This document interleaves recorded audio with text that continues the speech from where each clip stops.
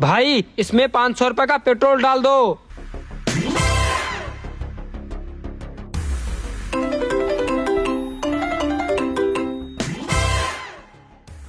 हाँ भाई हो गया, अब निकल यहाँ से।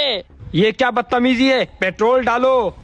3000 रुपए लीटर पेट्रोल है, 500 रुपए में तो मशीन भी ऑन नहीं होती। ये तुमने 500 रुपए में खुशबू सूंघ ली, यही तुम्हारे लिए बहुत है।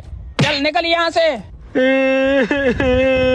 आज तो मैं तुम्हें नहर में फेंक कर ही आऊंगा।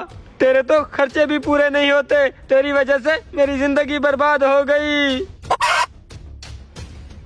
बस तेरा और मेरा सफर यहीं तक का था। आज के बाद तू मेरी जिंदगी से चला जा, मैं तेरी जिंदगी से चला जाऊंगा। तुम्हें नहर में फेंक कर मैं अपनी जिंदगी सुकून से गुजारूंगा।